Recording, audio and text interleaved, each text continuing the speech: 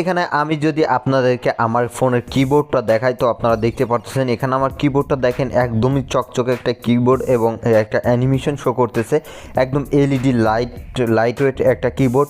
শুধু এখানে আপনি ভাবতেছেন শুধু ইংলিশ টাইপিং করা যাবে কি তা কিন্তু না, এখানে চাইলে আপনি বাংলাও টাইপিং করতে পারেন। দেখেন আমি এইখানে ক্লিক করলে এখানে আমি বাংলাও লিখতে পারতেছি, এছাড়াও বাংলাদেশ আপনি অন্য দেশের বাংলাও লিখতে পারবেন, ইন্ডিয়ান বাংলা।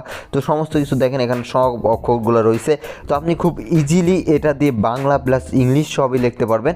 এছাড়াও এখানে রয়েছে সব ধরনের ইমোজি, তো আপনার চাইলে এখান থেকে ইমোজি সহ এখানে গিফটও রয়েছে, তো আপনি চাইলে সেই গিফটও এখান থেকে দিতে পারেন।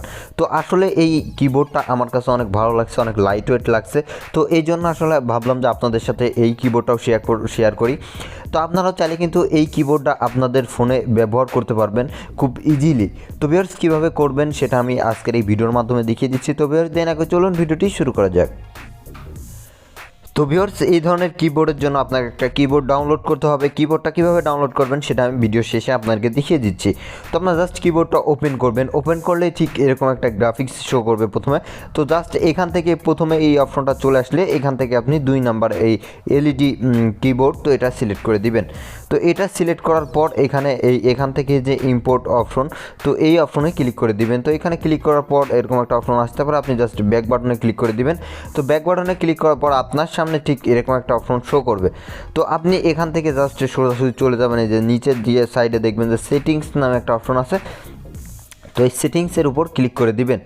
তো সেটিংসে ক্লিক করার পর এখান থেকে আপনার কিছু keyboard show keyboard action menu, তো এই যে অপশনটা রয়েছে আপনি চাইলে এটা শো করতে পারেন, অফ করতে পারেন।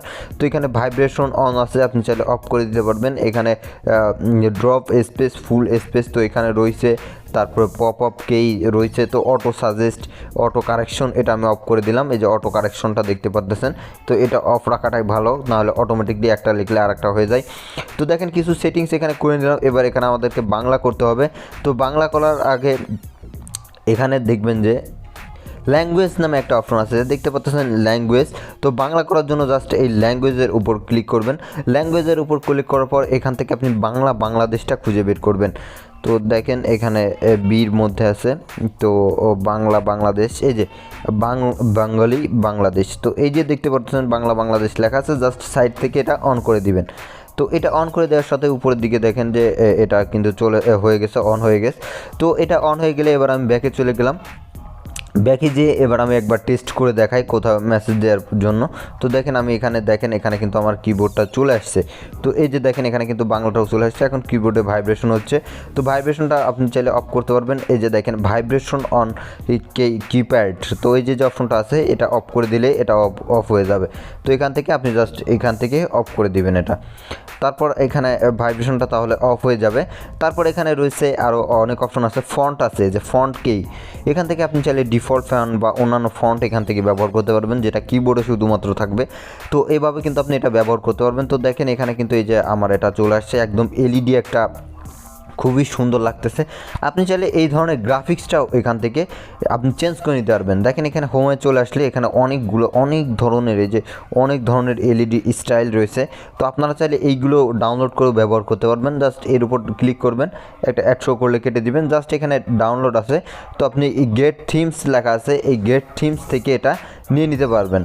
তো এভাবে আপনি চাইলে এই কিবোর্ডটা ব্যবহার করতে পারবেন। তো ভিউয়ার্স এখন দেখা দিই যে এই কিবোর্ডটা কীভাবে ডাউনলোড করবেন। কিবোর্ড ডাউনলোড করতে হলে সরাসরি চলে যাবেন প্লে স্টোরে যে লিখবেন এলইডি কিবোর্ড, তো এলইডি কিবোর্ড লিখে সার্চ করবেন।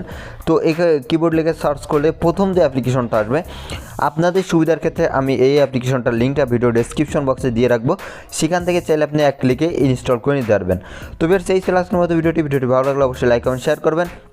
আর যারা এখন আমার চ্যানেলটি সাবস্ক্রাইব করেন অবশ্যই এরকম নতুন ট্রেক রিলেটেড ভিডিও পেতে চ্যানেলটি সাবস্ক্রাইব করবেন। সবাইকে অসংখ্য ধন্যবাদ।